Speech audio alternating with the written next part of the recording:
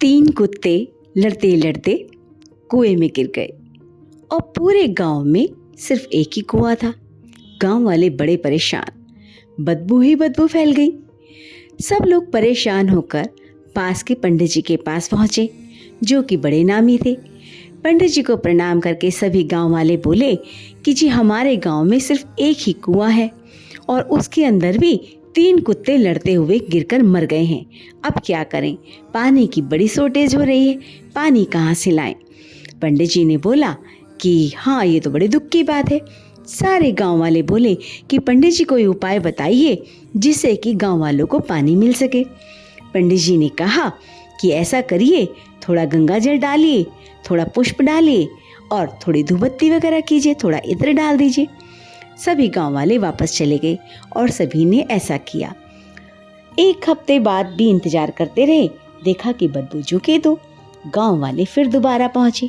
पंडित जी, वहां तो बदबू भयंकर आ रही है, अब तो खड़ा भी नहीं होया जा रहा है, अब क्या करें? पंडित जी ने कहा कि ऐसा करो, धूप बत्ती थोड़ा ज्यादा लगा दो और इत्र थोड़ा ज्यादा डाल दो। अब की बार सभी गांव वालों ने मिलकर काफी सारा इत्र और धूपबत्ती भी इतनी लगा दी कि बहुत गंदे तरीके से धुआं ही धुआं हो गया। सब लोगों ने फिर इंतजार किया। 1 हफ्ते बाद फिर पहुंचे। पंडित जी, बहुत बुरी तरह बदबू आ रही है, बहुत बुरा हाल हो रहा है और गांव के अंदर पानी की बड़ी समस्या खड़ी हो गई है, अब तो बिल्कुल रहा नहीं जा रहा है, आप ही चलिए, कुछ उपाय कीजिए। पंडित जी कहने लगे, ऐसा कैसे हो सकता है कि इतना कुछ करने के बाद भी पानी अभी तक स्वच्छ नहीं हुआ? तभी पंडित जी ने कहा, अरे तुम लोगों ने उन कुत्तों को भी निकाला था नहीं बाहर? गांव वाले बोले, वो तो आपने कही ना थी, इसलिए वो तो हम सिर्फ धूपबत्ती और अगरबत्ती करते रह गए। पंडित जी माथा पीट कर बैठ गए। अरे बेवकूफो, जब तक के उसमें से कुत्तों की लाश नहीं निकालोगे तब तक चाहे जितना गंगा जल डाल लो, चाहे जितनी अगरबत्ती लगा लो, कुछ ना होगा। इसी तरीके से हम लोग हैं। कहते हैं कलयुग में राम नाम का जप करो या सिर्फ भगवान नाम का जप करो, आपके पाप उतर जाएंगे। पर जब तक आप अपने अंतर मन से क्लेश, ये जितनी भी आपको दूसरे से जलन होती है, वह आगे क्यों बढ़ रहा है, ये सब जो विकार, क्रोध होना, ये सब विकार जब तक नहीं हटाओगे तब तक चाहे आप जितनी धूप बत्ती, अगरबत्ती और गंगा जल में नहा लीजिए, बदबू जू की तो रहेगी।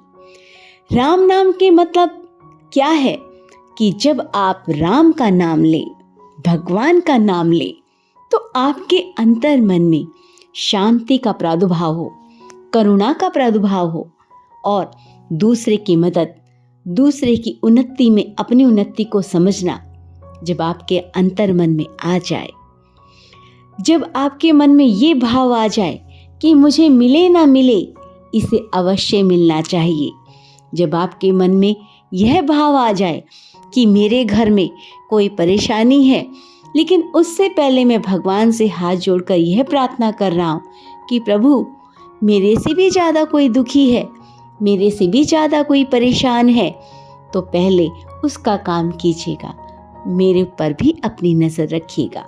बस ये समझ लीजिए कि आपने भगवान नाम का जप कर लिया। तो यह हुआ कलयुग में नाम आधारा, यानी नाम जप का मतलब। खाली अपने अंतर मन में इन लाशों को लिए बैठे हो, पुरानी बातों को लिए बैठे हो, तो फिर चाहे जितनी अगरबत्ती, धूपबत्ती और भजन कीर्तन गा लेना, वह बदबू नहीं जाएगी। अगर आपको मेरी वाणी और ये वचन अच्छे लगे हैं तो आप शेयर अवश्य कीजिएगा। नमस्कार। एक कथा में मैंने सुना था कि जब कभी हमें किसी संत से मिलने का सौभाग्य प्राप्त हो तो हम उनसे सांसारिक बातें क्यों कहते हैं। मैं अपने पति से परेशान हूँ, गुरुजी कोई उपाय बताइए, मेरा बेटा मेरा कहना नहीं मानता, संत जी उपाय बताइए, मेरा कारोबार अच्छा नहीं चल रहा है, बाबा जी कोई उपाय बताइए। जो व्यक्ति संसार को छोड़कर, संसार की बातों को छोड़कर भगवान नाम में लगा हुआ है, वह आपको सांसारिक उलझनों का हल कैसे बता सकता है? संसार जब तक है तब तक उलझने रहेंगी, यानी जीवन जब तक है तब तक तो उलझने रहेंगी। आपको संत से मिलने का सौभाग्य प्राप्त हुआ है, तो आप उनसे भगवत नाम की चर्चा कीजिए, उनसे उन वचनों को सुनिए जो आपके सांसारिक क्लेशों को शांत करने में आपकी मदद कर सके।